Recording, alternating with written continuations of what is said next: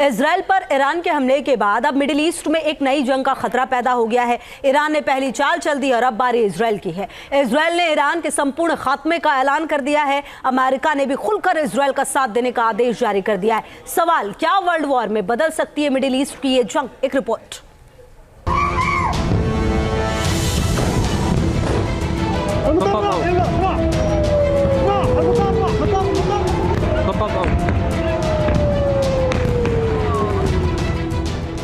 Israel का इंतकाम, middle east में कोहराम।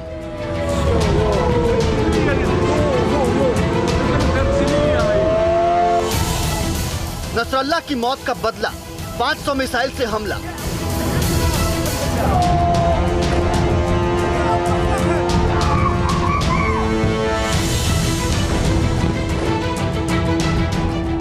अमेरिका का ऐलान, ईरान बनेगा जंग का नया मैदान।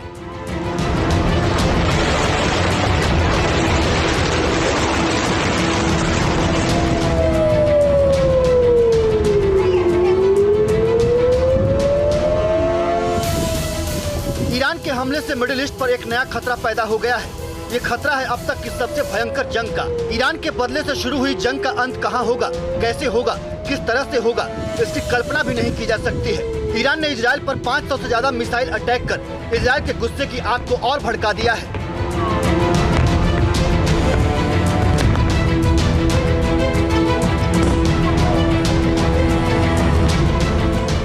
इजराइल के पास आयरन डोम जैसा सुरक्षा कवच होने से नुकसान ज्यादा नहीं हुआ, लेकिन इजरायली प्रहार से ईरान में तबाही मचनी तय है।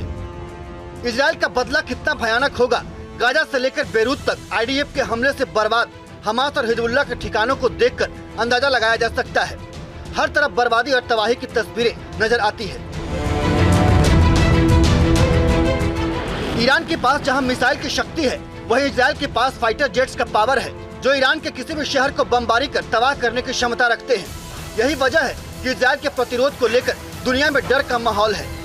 हमास और हिजबुल्लाह के खिलाफ जंग छेड़ना और ईरान जैसे मिलिट्री पावर के खिलाफ जंग का ऐलान करना, दोनों में बड़ा फर्क है। ईरान अगर इजराइल की मिलिट्री पावर के आगे 20 नहीं है तो 19 भी कहना गलत होगा।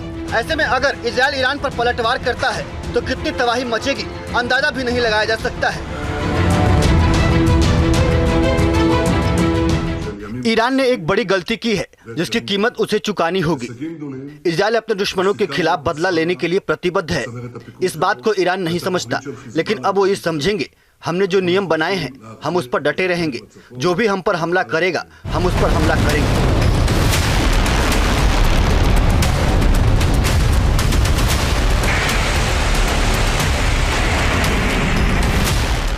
मिडिल ईस्ट में जंग किसी के भी खिलाफ हो, इजराइल के साथ अमेरिका हर हाल में खड़ा रहता है। ईरान के हमले से अमेरिका ने इजराइल को आगाह किया था। यही नहीं, अमेरिकी नेवी डिफेंस एयर सिस्टम ने कई ईरानी मिसाइल को मारकर समंदर में ही गिरा दिया। ईरानी हमले के दौरान अमेरिकी सेना ने इजरायली सुरक्षा बलों के साथ मिलकर काम किया। मध्य पूर्व क्षेत्र में तैनात अमेरिकी नौसेना के डिफेंस सिस्टम ने ईरान के कई मिसाइलों को नष्ट कर दिए।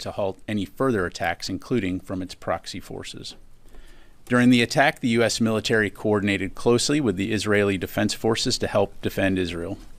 U.S. Navy destroyed. ईरान की एक मिसाइल इजराइल की दूरी नहीं तय कर पाया और बीच में जॉर्डन में ही गिर गया।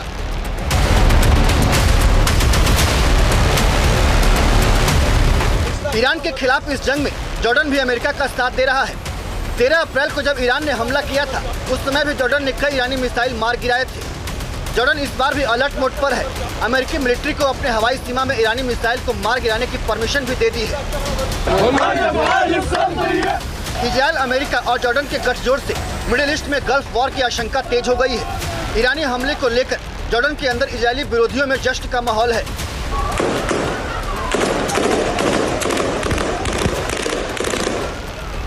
वेस्ट बैंक में फिलिस्तीनी शहर जेनिन में लोग हथियारों के साथ बाहर निकल आए हैं।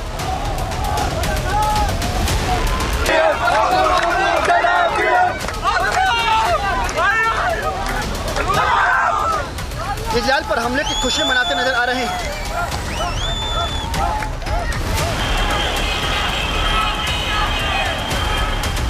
तेहरान की सड़कों पर भी हजारों लोगों का हुजूम बाहर निकल आया और इजराइल के खिलाफ नारेबाजी की।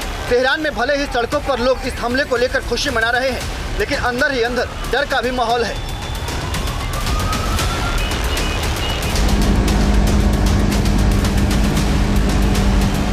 इजराइल पर हमले की बात की यह तस्वीर है। ईरान के पेट्रोल पंप पर गाड़ियों की लंबी कतारें देखी जा रही है।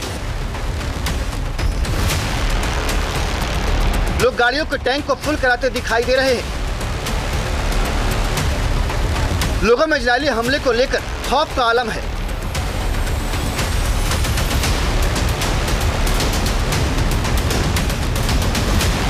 ये डर सिर्फ ईरान या लेबनान या फिर गाजा में ही नहीं, पूरे मिडिल ईस्ट में इसे महसूस किया जा सकता है। डर है कि ईरान के खिलाफ इजराइल ने हमले शुरू किए तो यह हमला कहां पर जाकर रुकेंगे, इसे कोई नहीं जानता। ईरान न हमास न हिजबुल्ला, ईरान से जंग का मतलब है मिडिल ईस्ट में बड़ी तबाही। ईरान के खिलाफ इस जंग में अमेरिका इजराइल के साथ है, लेकिन खतरा इस बात की भी है कि अगर इजराइल ने ईरान पर हमला किया तो अमेरिका इससे दूर नहीं रहेगा, जिसका नतीजा होगा कि रूस, चीन और उत्तर कोरिया जैसे देश ईरान के साथ आ सकते हैं। दावा किया जा रहा है कि रूस से हरी झंडी मिलने के बाद ही ईरान ने इजराइल पर मिसाइलों की बौछार की। सोमवार को रूस के प्रधानमंत्री मिखाइल मिशुस्तिन तेहरान में थे। इसके अगले 24 घंटे के भीतर ईरान ने इजराइल पर मिसाइल से सबसे बड़ा हमला बोल दिया। जुलाई में हानिये की हत्या के बाद भी ईरान हमले से दूर रहा। 27 सितंबर को हिजबुल्लाह को इजराइल ने मार गिराया, तब भी ईरान ने हमला नहीं किया।